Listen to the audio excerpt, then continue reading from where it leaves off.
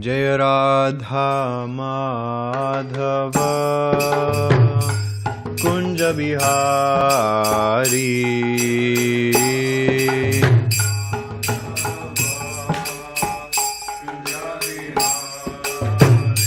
Jaya Radha Madhava Kunja Bihari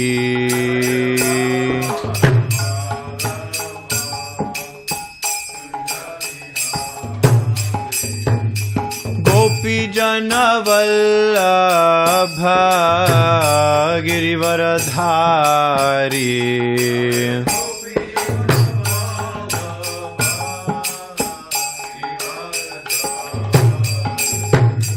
Gopi Janavallabha Girivaradhari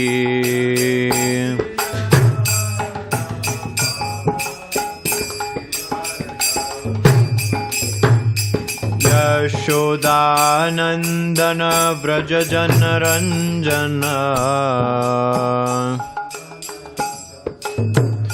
Yashodanandana Vraja Janaranjana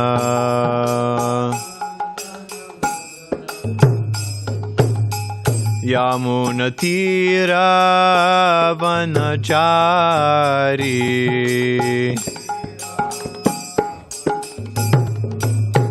Yamunatira Vanachari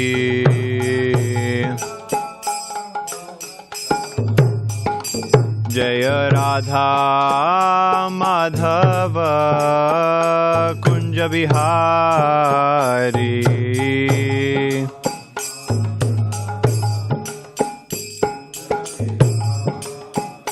Jaya Radha Madhava Kunja Bihari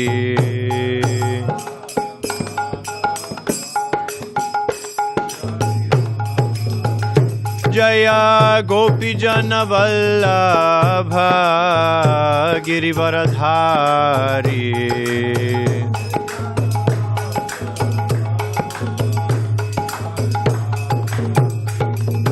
Gopi Janavallabha Girivaradhari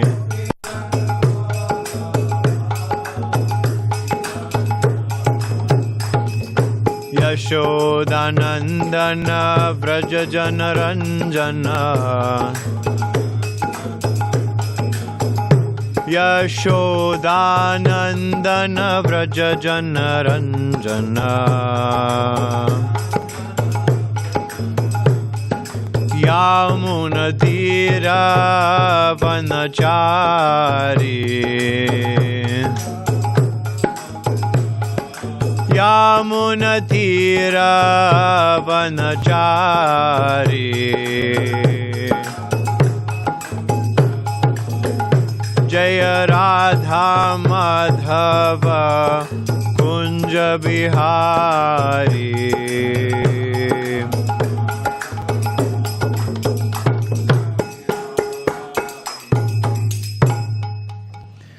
Om Namo Bhagavate Vasudevaya Om Namo Bhagavate Vasudevaya Om Namo Bhagavate Vasudevaya Okay, today we are reading from Srimad Bhagavatam, Canto 7, Chapter 10, Text number 10. Famous verse. Just going to pull it up here on my phone. Sorry.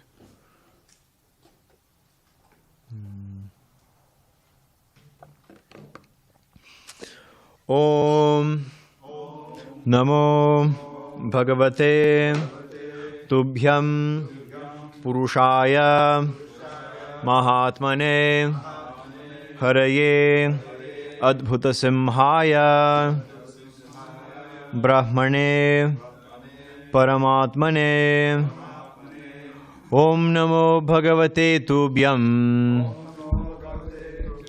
Purushaya Mahatmane हरयेद्भुतसिंहाय ब्रह्मणे परमात्मने ॐ नमो भगवते तुभ्यं पुरुषाय महात्मने हरयेद्भुतसिंहाय ब्रह्मणे परमात्मने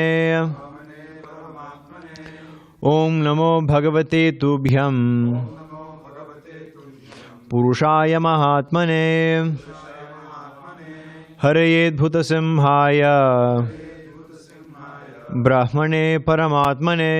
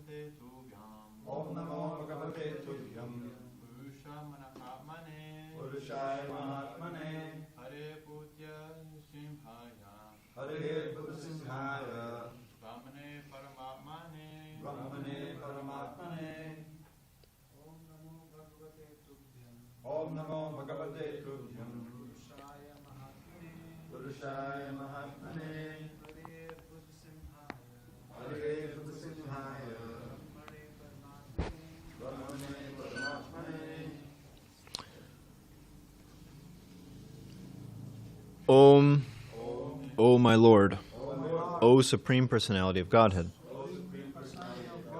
Namaha, I offer my respectful obeisances, Bhagavate, unto the Supreme Person, Tubhyam, unto you, Purushaya, unto the Supreme Person, Mahāatmane, unto the Supreme Soul, or the Super Soul, Haraye, unto the Lord, who vanquishes all the miseries of devotees, Adbhuta Simhaya, unto your wonderful lion-like form as Nrsimhadev, Brahmane, unto the Supreme Brahman, Parama Atmane, unto the Supreme Soul. Translation and commentary by His Divine Grace, A.C. Bhaktivedanta Swami Srila Prabhupada. O my Lord, full of six opulences, O Supreme Person, O Supreme Soul, killer of all miseries, O Supreme Person in the form of a wonderful lion and man, let me offer my respectful obeisances unto you. Purport. In the previous verse, Prahlāda Mahārāja has explained that a devotee can achieve the platform of Bhagavatva, being as good as the Supreme Person. But this does not mean that the devotee loses his position as a servant. A pure servant of the Lord, although as opulent as the Lord, is still meant to offer respectful obeisances to the Lord in service. Prahlāda Mahārāja was engaged in pacifying the Lord, and therefore he did not consider himself equal to the Lord. He defined his position as a servant and offered respectful obeisances unto the Lord. Om Ajnanatimirandasya Jnananjana Shalakaya Chakshurunmilitam Yena Tasmai Shri Gurave Namaha. Mukam Karoti Vachalam Pangum Langayate Girim Yat Kripatamaham Bande Shri Gurum Dinataranam Vanchakalpadrubhyascha Kripa Sindhubhyevacha Patitanam Bhavanebhyo Vaishnavebhyo Namo Namaha. Jai Shri Krishna Chaitanya Prabhu Nityananda Shri Advaita Gadadhara Shri Vasadi Gaura Bhakta Vrinda Hare Krishna, Krishna Krishna, Hare Hare, Hare Rama, Rama Rama, Hare Hare. I'm just going to look up a verse really quick because I'm going to forget it if I don't. I'm forgetting the last few lines of it.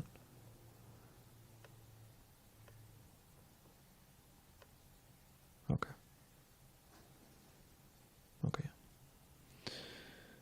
Yes, so this verse is a very famous verse spoken by Prahlāda Mahārāja. It's a prayer, actually the conclusion to his prayers.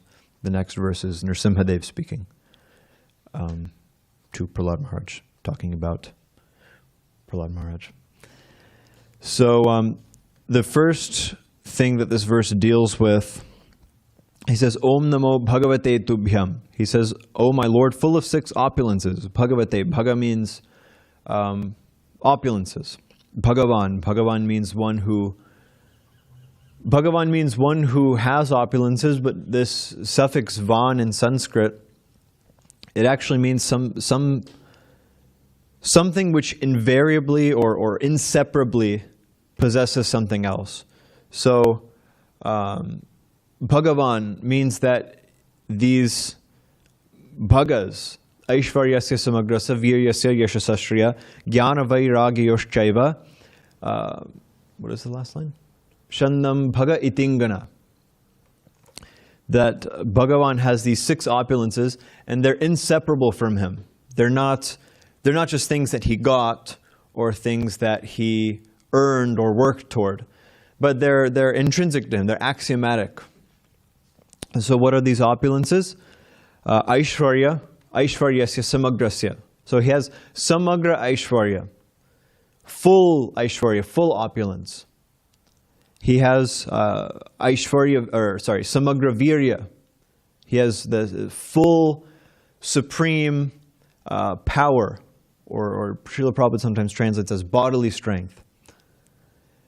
Samagra, the samagra here is actually implied, but yashasa, fame, shriyaha, beauty, jnana, knowledge, and then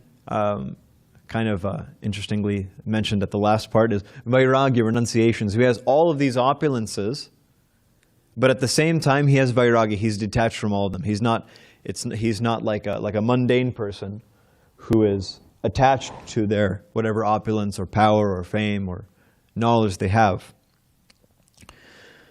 So Krishna has these opulences, and he's the source of all of these things. He's like the paradigm or the paradigmatic source of all of these things. He has the original beauty. He has the original opulence. He has the original strength from which all of these other things in their various manifestations come. So he has all of these things, and part of his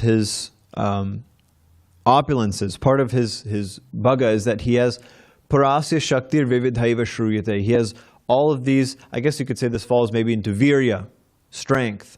He has these strength, but the implication is also ability. He has the ability to do anything. So he has parasya shaktir vividhaiva shruyate. He has energies of unlimited types by which he performs different activities. There's this verse in Bhagavad Gita, Ajopi san naviyatma bhutanam ishvaropi san prakritim svamadishtaya sambhavami atma mayaya. This word atma mayaya.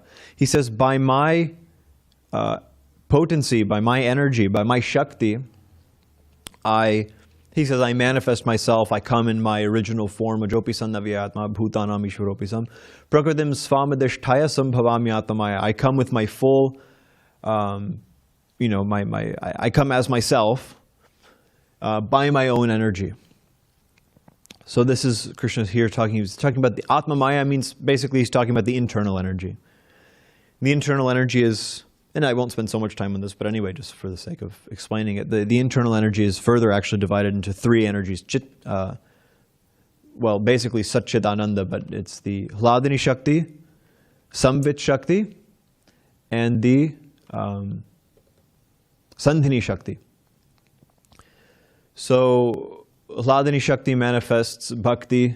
Hladini Shakti manifests the bodies of the different associates of Krishna in the spiritual world, manifests the relationships, manifests the bliss. It's sometimes translated as pleasure potency. Samvit Shakti is the Shakti by which Krishna knows things, by which Krishna knows everything. And the Sandhini Shakti is the foundation of spiritual existence. Sandhini Shakti also sometimes is compared to Vishuddha Sattva. It's the foundational existential energy of the spiritual world, which manifests form, it manifests different paraphernalia, like, it manifests the form, manifests different paraphernalia, like, whatever. Peacock fans, sure. The objects in the spiritual world, basically. So this is Krishna's internal energy he's talking about here. And then Krishna in the next verse, or sorry, not in the next verse, but in a different part of Bhagavad Gita, he has this verse describing his external energy. Bhumi rapo nalo vayu kammano buddhirevacha ahankara iti ame bhinna prakritirashtada. He describes these 8 divisions of the material energy. The bhumi, earth, apo, water, nalo or analo, fire, vayu, air, bhumi rapo nalo vayu, kam, which is ether, mano, mind, buddhi, intelligence, and ahankara, or false ego. These are progressively more subtle. So these external energies, there are these different divisions of the external energy, manifest the material world, manifest these bodies we have, manifest our ability to think, our intelligence, our mind, our ahankara, our identity. So these are all Krishna's external energy. And then in the next verse after this one, Krishna describes basically what's in the middle of the two. You have the internal energy and the external energy. And then in the middle of them, tata, it's called tatastha. Tata means like the Yamuna Tatachara. Krishna, he plays on the bank of the Yamuna river. So tata, this word tata means like the bank or the border, kind of, you could say. And stha is one who stays, like a grihastha is one who stays in a griha, a home. So tatastha means who stays in the middle, who stays on the border. So the tatastha energy is, Krishna describes, aparayamitastvanyam. Besides this, there's one other energy. Aparayamitastvanyam prakritim vidhi me param jiva bhuta mahabaho yayayam dharyate jagat.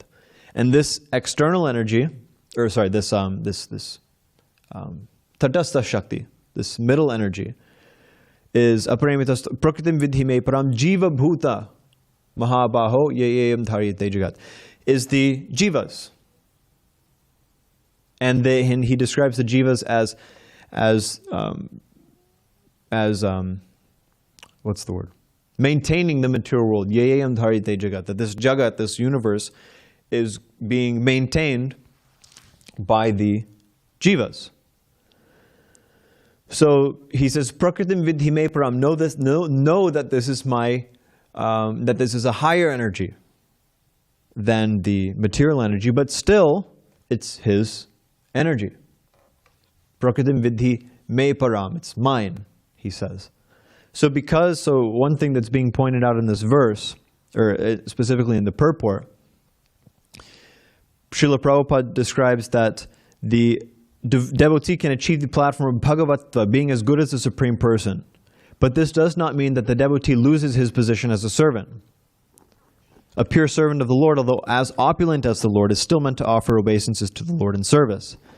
Prahlāda Mahārāja, and then later he says, Prahlāda Mahārāja was engaged in pacifying the Lord, and therefore he did not consider himself equal to the Lord. So the main thing that Srila Prabhupada is getting out of this verse we're speaking on is that, and you see in many Srila Prabhupada's purports, not just this one, many Srila Prabhupada's purports, what he especially would, makes a point to define is the difference between the jiva and Krishna. And Prahlāda Mahārāja also, if you look in these verses that we've been hearing a lot about the relationship between master and servant, and how the servant never desires anything from the master. Similarly, the master never desires anything from the servant. but that this relationship is very healthy, should always be there between master and servant. So it's a very important point, and one that Srila Prabhupada speaks about over and over and over again, because it's very essential to understand that although we are one in quality, like Krishna, like Srila Prabhupada says, that we can achieve Bhagavatva. Bhagavatva means, he says, as good as the Supreme Person. What does that mean? Does that mean that we're as powerful as God? No. But it means that we have the same spiritual quality. That both of us are made of pure spirit. Made of is kind of a weird thing to say. We're made of spirit. Because we're not made, so to speak. But we are composed of pure spirit. The difference, however, lies in the fact that we are Anu, and the Lord is Vibhu. This comes up in the 5th chapter of Bhagavad Gita. Krishna uses this word to describe himself. Actually, he's speaking in the third person. But he says he's Vibhu. And Srila Prabhupada elaborates in the purport that Vibhu means that he is omniscient, actually. But omniscient kind of is a stand-in word for the fact that he's all-powerful. He's all knowing, he's all powerful, just like we're hearing here. Aishvaryasya samagrasya viryasa yashasa shriya jnana vairagyoshchaiva shanam bhaga itingana. Krishna has all these opulences in full, whereas the jiva does not. The jiva is anu, he's atomic. Anora niyan mahato mahiyan atmasya jantur nihito guhayam. This is in Shvetashvar Upanishad? Anyway, it's in one of the Upanishads. Srila Prabhupada says if you want to be authoritative, you have to quote from the Upanishads. So I'm trying to do that. So the jiva is anu, he's atomic. Anora niyan mahato mahiyan. And the Lord, he has mahatva. He's big, he's great. And the atomic soul and the great, powerful, opulent Lord, they're residing in the same place, in the heart. One is, of course, the spirit soul, the jiva, and then the Paramatma, this is referring to.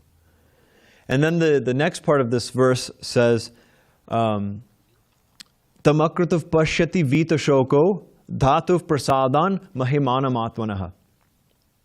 That that jiva who frees himself from vita and shoka, from attachment and lamentation, then dhatuv prasadan mahimanam atmanaha. Then by the mercy of that Paramatma, he can understand that Paramatma's glories. So Anu can understand Vibhu. How? By the mercy of Vibhu.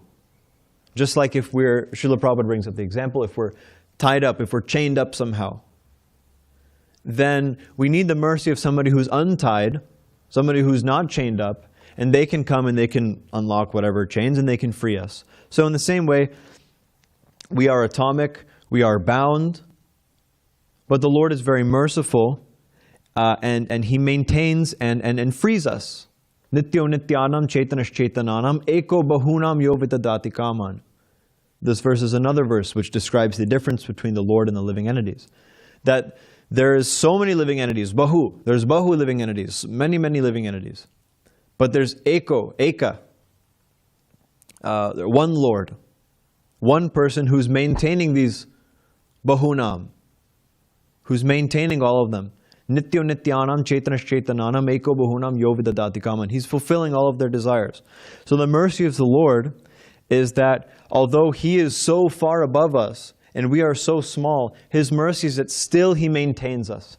Still He maintains us, and He facilitates our going on and serving Him. There's one verse which Srila Prabhupada quotes in the also in the 5th chapter, actually. I don't have it memorized, but he says, just as a tortoise, I think he's quoting from Mahabharata, just as a tortoise maintains its offspring, this is actually Krishna speaking. He says, just as a tortoise maintains its offspring by meditation, and it's two other, I think it's like a bird by touch. I'm forgetting. Oh, such a shame. I'm forgetting it. Anyway, he describes these three different animals. It'd be nice if I could find that. He describes these three different animals and how they maintain their offspring from afar. I think he mentions a tortoise by meditation. Anyway, maybe I won't find it. That's a shame. It's a really nice verse. I should have...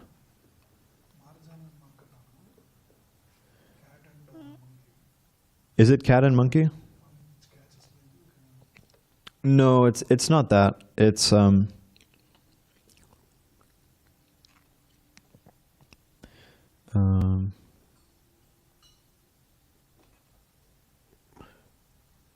I can find it really quick. Sorry.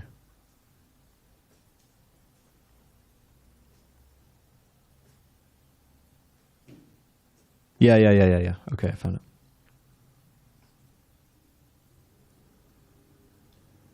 It's oh.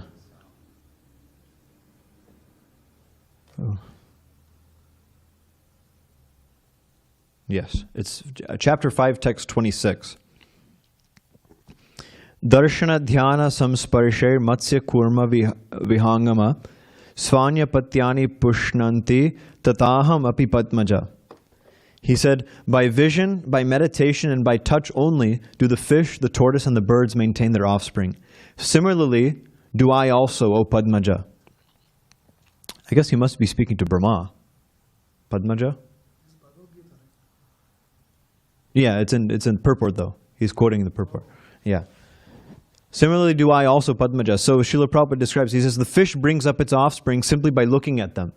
You know, fish can't, it's not they have arms and they can go get food and, give it to, or they don't cradle their offspring. So all they can see. So they bring up their offspring basically by vision.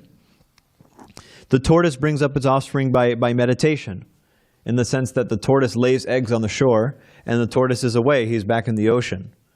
But by meditation, he brings up his offspring, and then the offspring, they go into the ocean and like that. And yes, and so similarly, Srila Prabhupada describes that the Lord, although he's very far away from the jiva, he maintains the jiva remotely by his shaktis. And specifically, by his mercy, the jiva can realize Krishna by meditation, by touch, by serving the Lord practically, all these things.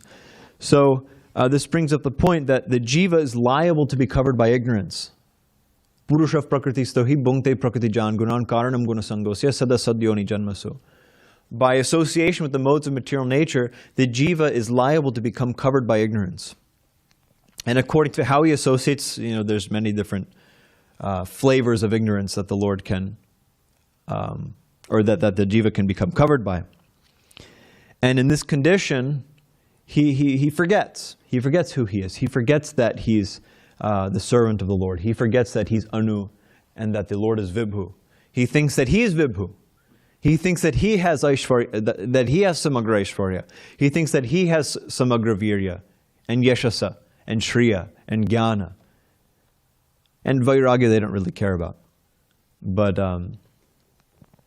Vairagya you could say, okay, I'm so good that I don't need this, I don't need that, I don't need this person or that person, I'm so good that I have my own things. So in that way, I guess you could say that he has Vairagya. But not the kind of Vairagya we usually talk about. And Srila Prabhupada brings this up in his purport in the second chapter to this verse, Bahuni me vyatitani janmani tavacha Arjuna. Krishna says that I've had many births with you actually. And he says, but I remember and you don't. And Srila Prabhupada highlights that this is the difference. That the Lord remembers and the servant doesn't. Because the Lord is omniscient and the servant is not. So the jiva is associating with these modes of material nature, but the Lord is never associated. Nadate kasyachit papam. What's the next line? Nadate kasyachit papam. Nachaiva sukritam vibhu. Vibhu. This word comes up. He says, the living entities are performing piety or pious activities, sinful activities, but he's not involved. Krishna is speaking about himself in the third person. He's saying the Lord is not involved. He's above them. He's aloof. So, therefore, we are always dependent on him. Everything is going on by his energy. Mayadhyakshena prakriti suyate sacharacharam hetu nanina konteya jagad viparivartate. Everything is going on by Krishna's energy. We are also Krishna's energy. He owns us. And so, therefore, we are dependent on him. Even actually, the jiva is dependent on the Lord even to manifest its own qualities. Some of the qualities of the jiva, the intrinsic lakshana, what's this word? Swarup lakshana of the jiva, they require Shakti to manifest. They're not self-manifest, but they require some foundational energy to manifest themselves. Like for instance, knowing. The jiva isn't just in and of itself a knower, so to speak, but he requires Shakti to know things. He requires some kind of power, some kind of energy, which is not his own. And amongst other things, even to manifest different, more personal qualities, so to speak, it requires Shakti. And so our choice as living entities is that we can choose which Shakti we want to serve, which Shakti we want to act under. And Krishna gives us options. There's Maya Shakti and there's Chit Shakti, or they're basically the external energy and the internal energy. And when we act with the external energy, we're in Maya. It's called samsara. And when we act with the internal energy, that's called Bhakti. So, by Bhakti, Srila Prabhupada describes, by acting with this Chit Shakti in this purport, Srila Prabhupada describes that we can achieve Bhagavatva. We can become, or we can manifest our spiritual nature. We can regain our spiritual nature. And in fact, actually manifest our full potential as jivas. The jiva is actually quite flexible. And this is part of what it means to be Bhagavat, or to have Bhagavatva, is that there's actually powers that the jiva has that can't be manifested in material life, or in samsara, and when the jiva is in Maya. Like for instance, Srila Prabhupada describes that the Lord can give two bodies. The devotee can serve in Gaur Lila and Krishna Lila at the same time. So because the living entity is the Shakti of the Supreme Lord, and Krishna has full control over all of his Shaktis, practically he can do anything he likes with the jivas. It's very, very flexible. And it should be, actually, because he's God, and he likes to be served. He likes that we serve him. And so therefore he requires, and he likes to create useful and like you have a multi-tool. It's like pliers and scissors and like a screwdriver. But like sometimes they have like cork, like what do you call it? Like bottle openers for like corks, like all kinds of stuff, And different kinds of knives. You have like a serrated blade and different sizes. So in the same way, Krishna can use us in many different ways. Different rasas, of course, yeah. And different, purposes. Krishna can send us here, can send us there. But also even just the jiva itself. He can basically have one jiva in two different bodies serving him in different ways. So this is Bhagavatva. That we can have opulence like the Lord, like Srila Prabhupada says, is as opulent as the Lord. Just like Srila Prabhupada gives us other analogy. That just like a servant in the, what would you say, the court of a king. He's not the king. He's not even a government minister. He has no position whatsoever. He's like a servant. But still, he gets to enjoy the opulence of the palace. He lives in the palace. He gets to see the king, gets to work closely with the king. Just as somebody who is very, very much more powerful than him, he has similar privileges to the king. So in this way, the living entity can have similar opulence because of his spiritual nature, he can have similar opulence to the Lord. But still, like Srila Prabhupada emphasizes in this purport, a pure servant always defines his position as a servant. He always makes it very clear that I am the servant and the Lord is my master. That's always very clear. And to such a servant, the Lord is very merciful, very kind. Just like there's this verse, Ugrapya Nugra Evayam, Sobhaktanam Nrakeshari, Keshariva Svapotanam, Anyesham Ugra Vikramaha. This is a verse about Nrsimhadev, actually. He says that Nrsimhadev, he's very ferocious, like the form of a lion. I was watching, actually, I saw this. Anyway, there was a documentary made about the Hare Krishna movement in the 1980s, and it was basically about the children who got abused, and one of the abuses that they said was that they're exposed to violent imagery and graphic imagery. And I was surprised, actually. One of the things, of course, Nrsimhadev is the obvious one, but one of the ones that they showed, it was a picture of Krishna thinking what to do, and all, kind of distressed, and all the cowherd boys are walking into Aghasura's mouth, and Aghasura's, he's got this big mouth, and they're saying violent and graphic imagery. It's Aghasura. If they actually heard the pastime, it's like, But then it showed, Nrsimhadev with his claws and his, that face, that famous painting in the temple room in LA with blood and the intestines and everything. But somebody should show them this verse, Ugropya Nugra Evayam. Although he's very ferocious, Fabhaktanam Narkeshari, to his devotees, he's very kind, he's very gentle. Just like Nrkeshari, a female or a lioness to its cubs, Svapotanam, Keshariva Svapotanam, is very, a lioness is very gentle toward her cubs. She's capable of just,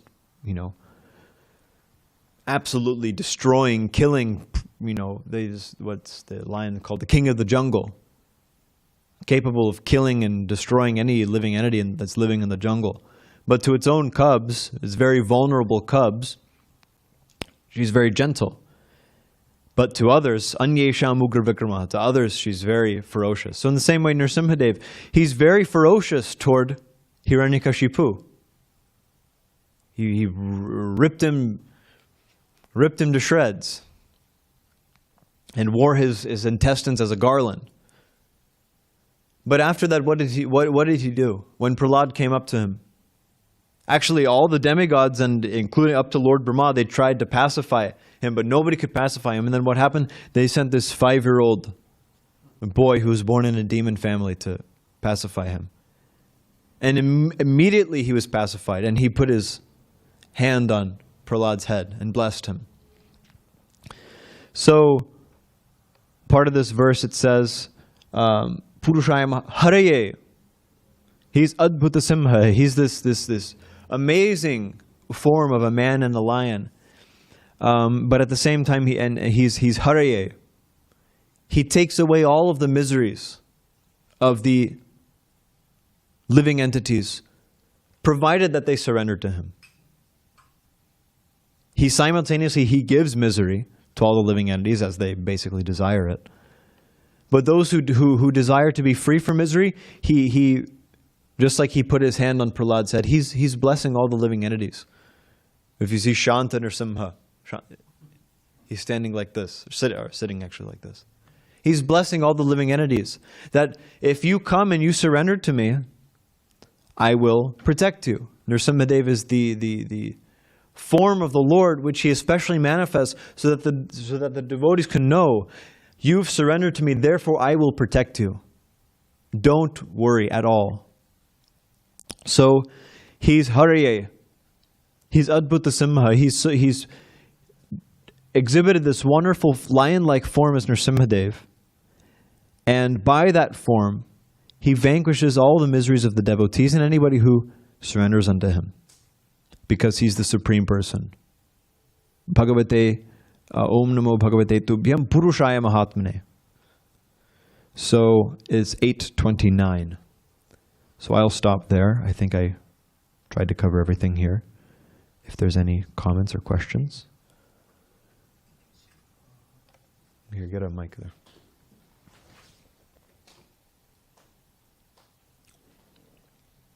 Just one small question, Prabhu. So the rasa between Prahlāda Mahārāja and Narasimhadevi is predominantly Dasi rasa. And one question is, like other than Krishna, any of the Vishnu Tattva expansions of him, can they exhibit any other rasa other than Dasi rasa? My understanding is that there's. I'm not entirely sure about that. My understanding is that there's some kind of like something almost like Sakya Rasa in, like, it's basically varying degrees of, what's that word? Gaurava? Gaurava. But I think it's all basically Dasya. I'm not entirely sure. Of course, yeah, but I'm not entirely sure about that. I don't have a reference for that or anything, but I do remember there being something like that. But yeah, I'm not sure. That's an interesting question. Yes, Prabhu. You cited that verse. I think Natasya Karyam Karanam Tipidite, the part Parasya Shakti Bhivadaiva. Yeah. So one thing about that verse, that first line, the first statement, Natasya Karyam Karanam Tipidite, so it means that he doesn't have any duty to perform because he's supreme. And Prabhupada would always often translate that he doesn't have anything to do. But that's a little, not exactly idiomatic. He got that from he doesn't have to do anything. But you see how the difference between he doesn't have anything to do. I always think of a mother and her kid. You know, he's just slogging down on the couch looking at the TV. Don't you have anything to do? Clean up your room. You know, go out and play. Do something. So I just wanted to alert the devotees because you probably see that in the books and here in the lectures. You know, he doesn't have anything to do. That comes in Swarat. Sorat? Well, that's one description of it. It's completely independent, self-actual. Anyone else? Hare Krishna. So, the jiva is actually, in all practicality, the inferior or superior or internal energy of Krishna, correct? It's just when the jiva comes in contact with the material nature, does one become marginal energy? Is that correct? It's not that it becomes. Or it's called marginal. Yeah. The jiva is called marginal energy because it has the ability to basically go between the two, and has the ability to become covered. Krishna's internal energy doesn't have the ability to become affected by the material energy. It's always, like this word nitya siddha, it's always eternally as it is. Whereas the jiva, the reason it's called tatastha, in one sense you could say, okay, yeah, for all practical purposes, it is the superior energy.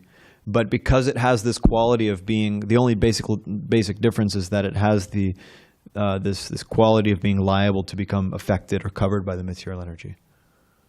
Yeah. Verse by Lord Chaitanya, Jivera Swarupo Krishna Nityadas. Oftentimes it's that first line that's called. What's the Swarup of the Jiva? Oh, he's an eternal servant. But the second line is also part of the Swarup. Jivera Krishnera Tatasta Shakti. We're intrinsically in the marginal position. And this question came up.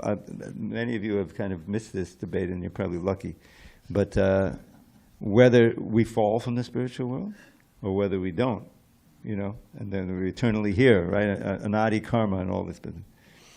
So one of the questions, well, if the tasta shakti, if that is defined as marginal, we, as you said, the tendency, or you said ability, more like, unfortunate quality of being, of sometimes being attracted to the material energy and getting covered, because we're in between. So, but that second line is also part of the Sarup, the description of the Sarup Shakti, isn't it? The Jivera Sorupoi, Krishna Nityadas, Tatasta Shakti, Krishna Tatastha Shakti, Beda Bed Prakash. All three of those are part of the intrinsic nature of the soul. So, and in fact, when this whole thing was raging, I wrote a little paper about it, and I had to find out, did Prabhupada ever say that we are eternally in the marginal position? And Jayawada Maharaj said, yes, he wrote a letter. He was a little leery of writing Prabhupada directly, so he asked Rai Rama, who was then a little senior, to write and ask Prabhupada the question: are we eternally in the marginal position? Prabhupada said, yes, that's part of it. It's in the letters. So, but that's interesting, because then in the Gita, once you go, you don't come back. And Prabhupada would give the once burned, twice shy type of thing. We may not think that, remember all that, but we said, oh, no, not that again. Like that. So, Bhakta Jiva can become Nitya. Sorry? A Jiva from Tatastha can become like infallible. No, you're always in the Tatastha, but it doesn't mean that you're going to fall again. It's a constitutional belief. So you're saying that even if the jiva is back in Vaikuntha, or the spiritual, or the spiritual realm, that he's still considered or he or she is still considered marginal energy? Yes. Okay. He or she.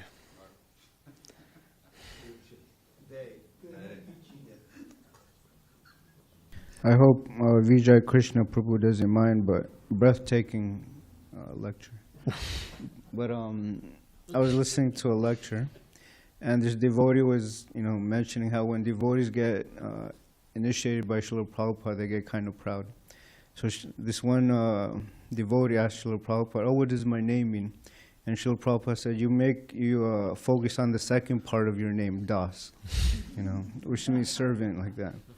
So I like what you mentioned, how the servant, he always knows his position. That's nice. Focus on the second part of your name. Because devotees do it anyway. Yeah. Yes, bro. Just one more note, in case you didn't pick up on it. In your reading Prabhupada's books, and you're going to come across the word servitude, which is one of the rasas, right? But we're going to change all those servitudes, because it means slavery. That's not what Prabhupada... He sometimes used servitorship, so we're going to put servitorship in whenever there's servitude. There's no servitude, in the spiritual world. Plenty of servitude down here. Sankarshan, Hare Krishna. you have something, Sankarshan? Okay, 1 second, Vijay Krishna Prabhu. So the jiva could be influenced by the external energy of the Lord, the internal energy of the Lord. But to fully manifest like these qualities, like you were quoting Sandini, Savit, and Hardini, how do you say it? Hardini. These, to be able to see the Lord, all these kind of qualities had to be fully kind of manifested inside the jiva to be able to perceive Him. Well, the Hladani, Samvit, and Sandini, basically yes, because it's not quite that like Hladani, Samvit, and Sandini are manifest inside the jiva, but there is basically a part of the internal energy which constitutes basically which is within the jiva, and that's bhakti. That internal energy is bhakti, which is basically Hladani Shakti. So yes, there has to be bhakti within, or awakened, actively awakened, not covered within or uncovered by anything, but especially it's brought up in Anyabhilasha Shunyam, Jnana Karma Dinavratam. It should be uncovered by jnana and karma, or sorry, not uncovered by jnana and karma, but it should not be covered by jnana and karma. I have an editor in the audience, so I should speak accurately. So and then yes, and then when this internal energy is awakened within the jiva and becomes the active principle in his existence, then yes, then one can see the Lord. Then these different shaktis or by these different shaktis, the Lord is manifest to the jiva.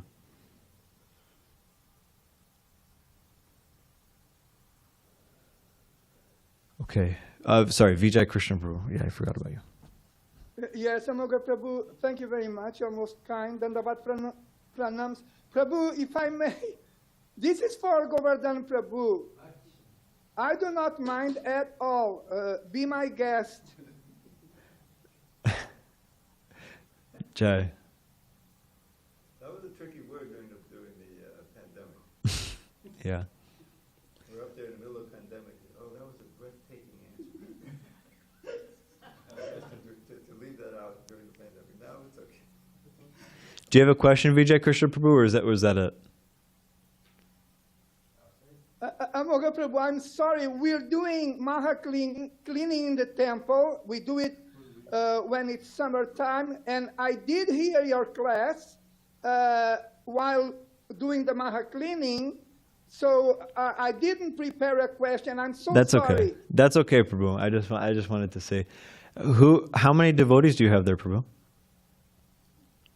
For the time being, just me. Just you. Okay. So we means you. Okay. As a royal we. Okay, well, Jai, all glories for your Maha cleaning. Grantharaja Srimad Bhagavatam ki Jai.